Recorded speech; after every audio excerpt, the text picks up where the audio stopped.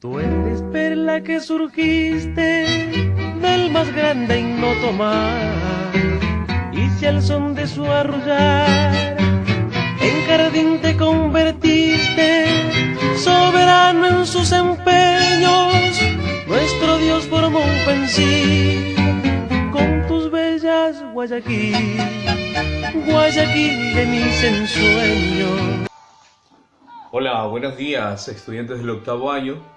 Hoy miércoles 21 de octubre de 2020, un día maravilloso que también Dios nos sigue dando a cada uno de nosotros, en especial a ustedes, estudiantes de octavo año. En el nombre del Padre, del Hijo, del Espíritu Santo, amén. Y que Mamita María Auxiliadora siga intercediendo por cada uno de nosotros y nos cubra con su sagrado manto. Pues bien, vamos a desarrollar el día de hoy el siguiente tema: la organización social del antiguo Egipto. Entonces, para ir comprendiendo cuál fue esa organización social, donde la parte del antiguo Egipto, cómo se fue organizando, quién estaban al frente y sobre todo cuál es su historia que ha marcado sobre todo a la humanidad. Obviamente, cuáles fueron ese tipo de sociedad que se van presentando y cómo han mantenido o cómo han transcurrido, ¿sí? Esa historicidad de crear y nos llama la atención. Más aún su actividad económica, cómo fue trascendiendo. Y esos aportes culturales de los cuales nos van a llevar a cada uno de nosotros a redescubrirlo. Le presento a continuación ahora el esquema al cual vamos a desarrollar. Tenemos aquí entonces el mapa de África. Entonces otra vez a dibujar.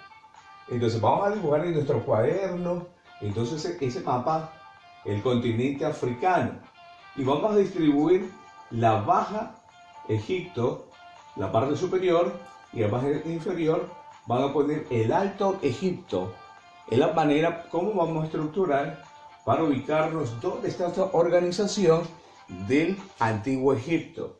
Entonces también corresponde el Mar Rojo, y obviamente las pirámides, por eso les marqué ahí, las pirámides. Y eso va a dar a conocer la importancia de su historia.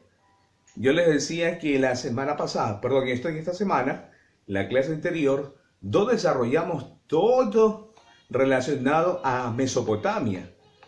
Y que existían dos ríos, de la cual era sumamente importante para la agricultura y la sostenibilidad económica para la parte de la Mesopotamia. Y asimismo, en la parte de Egipto hay un río muy importante para ellos, que la economía también marcó para ellos. Entonces, esa misma organización, yo he enumerado 4 aspectos. El primer aspecto es su propio continente. Es su propio continente. Obviamente que hay la riqueza turística, pero no hay un nivel de manejo y de control para que generen, obviamente, cambios, obviamente, de mejora para el continente. El río Nilo, que es importante por el turismo que va obteniendo, y obviamente es lo que llama la atención. Actualmente, obviamente, y todavía, la parte económica siempre va a estar la agricultura. La agricultura, esta es la parte más orgánica que tiene en ese tiempo. Y la parte que descubrieron, la parte desértica, el desierto. Si recordamos una de las clases anteriores, marcamos sobre los desiertos que se encontraban tanto en el sur, en el centro y el norte. Entonces, esa misma parte organizativa, cómo iban a distribuirse, y sobre todo en Egipto, en la parte ya del Mar Rojo. Ahora, la pregunta es, pero en ese tiempo existían los faraones, profesor. Pues sí, muchos me van a decir, ahí también había personajes de Moisés. Sí, también. Y también de las edificaciones del río Nilo, y que Moisés le encontraron una canasta sobre ese mismo río. Y una de las hijas del faraón lo cría como su hijo. Y eso es lo que trasciende ahora la importancia, porque esos faraones eran más bien el gobernante de esos pueblos y tenía bajo el poder, bajo obviamente la autoridad de que se cumplan todos sus mandatos.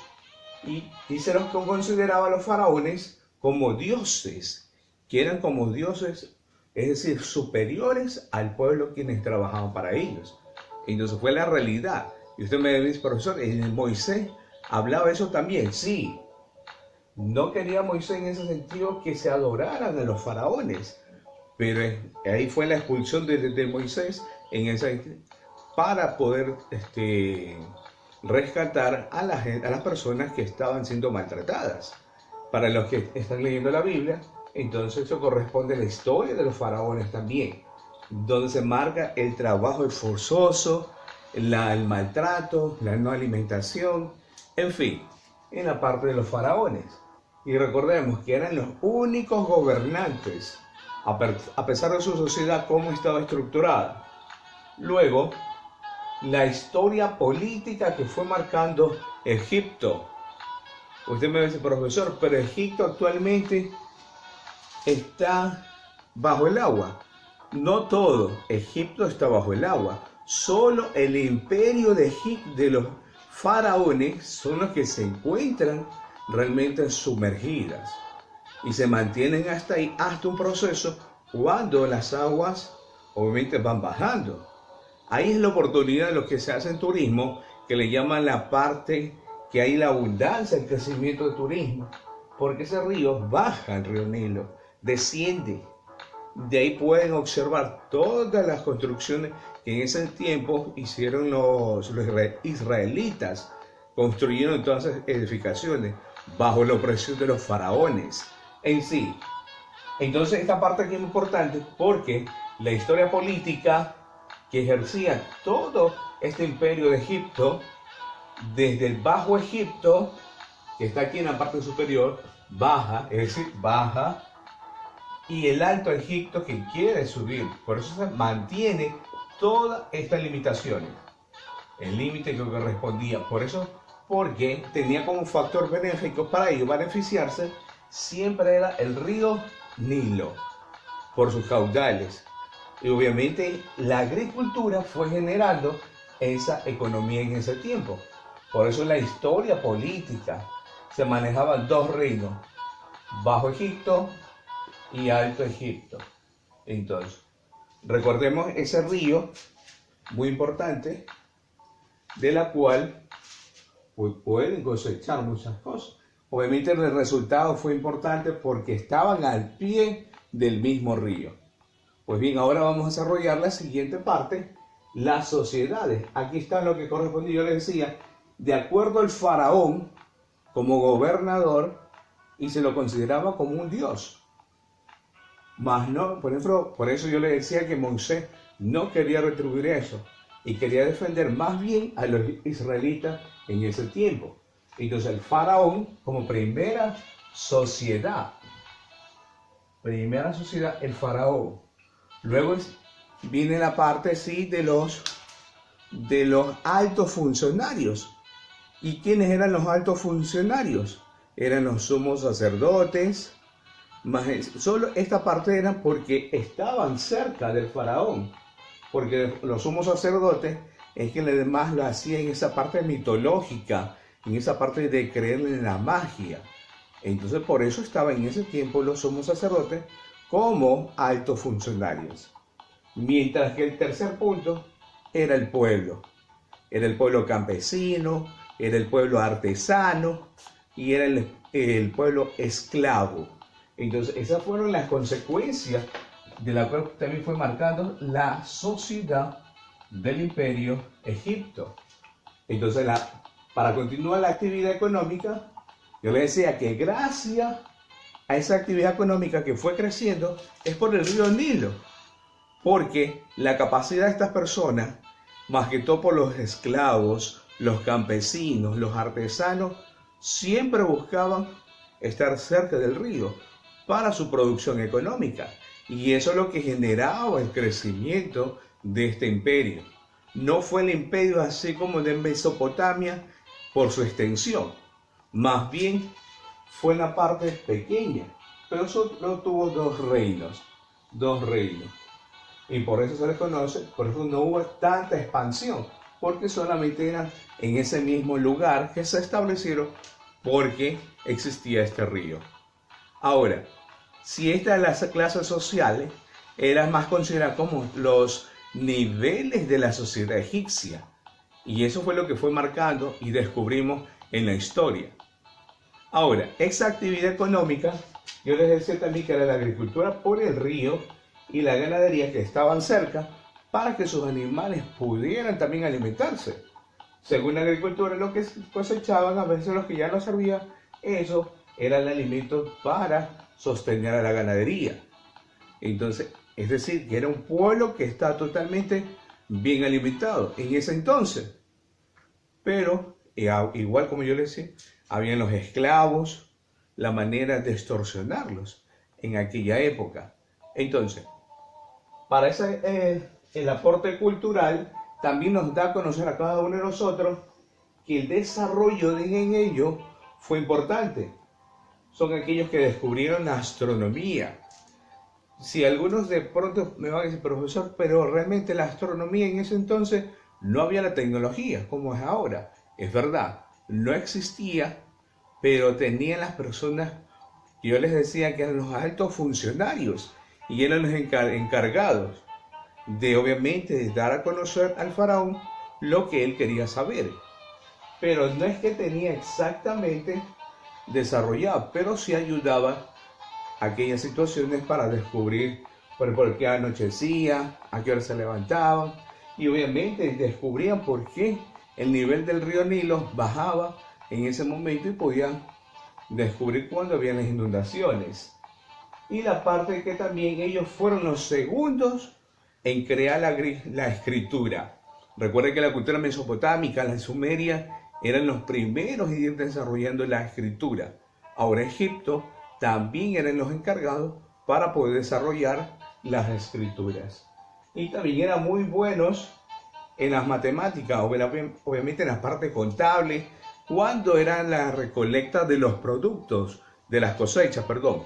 Al recoger esa recolecta, la recolecta generaba una contabilidad y eso es el que le iba repercutiendo. Entonces, esa parte de la astronomía más bien era para ver el calendario solar. La parte de la escritura es la que llevaba más bien a esos grupos a prepararse. Y las matemáticas, yo les decía que era más para la parte de la construcción de las pirámides, su estructura, su arquitectura y cómo ese mismo río, como se les dije en la parte de Mesopotamia, los canales de riego. Asimismo, el Imperio Egipto también llevaron ese canal de riego para tener mejor cosecha y es lo que fue marcando según sus conocimientos y cómo se fueron preparando. Pues bien, estudiantes del octavo año, finalizamos hasta aquí. Cualquier duda, razón, sugerencia, me la hacen saber por interno. Y nos vemos hasta una próxima. Bendiciones a ustedes.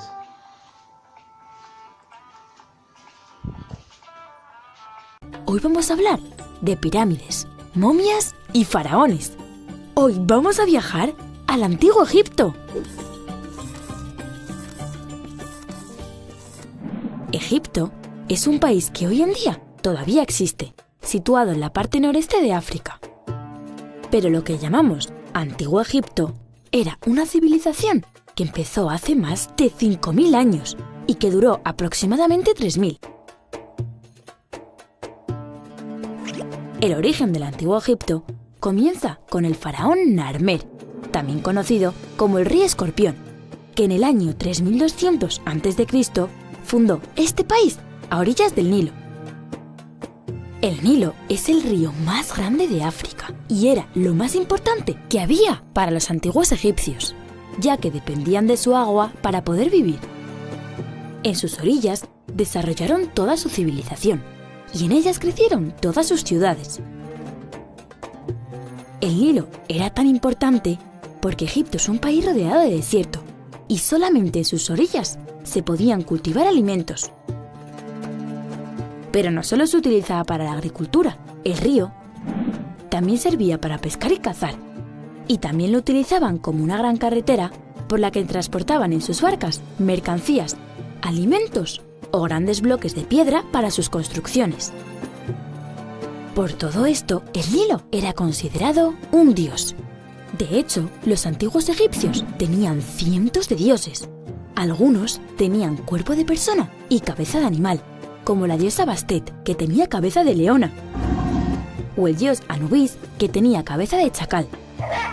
Aunque el más importante de todos fue Ra, el dios del sol, que tenía cabeza de halcón.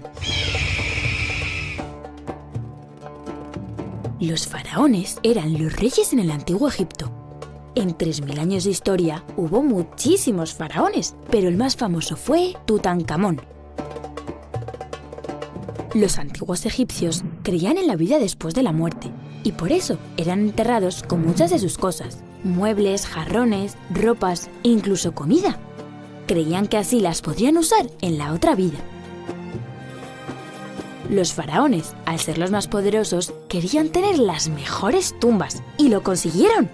Estas impresionantes pirámides fueron construidas como tumbas para los faraones. En su interior hay túneles, cámaras y pasadizos secretos. Cuando morían, los cuerpos de los faraones y de algunos nobles eran momificados para conservarlos después de la muerte. Esas son las famosas momias. Las momias se metían en sarcófagos, ataúdes lujosos que estaban cubiertos de bonitos dibujos y jeroglíficos. Los jeroglíficos eran las misteriosas escrituras egipcias. El significado de los jeroglíficos fue un misterio durante milenios. Pero hoy, gracias al trabajo de muchos arqueólogos, sabemos traducirlos y podemos entender parte de lo que dicen. La verdad es que todo lo que rodea al antiguo Egipto me parece fascinante. Ya sabéis que conocer el pasado nos permite entender el presente y mejorar el futuro.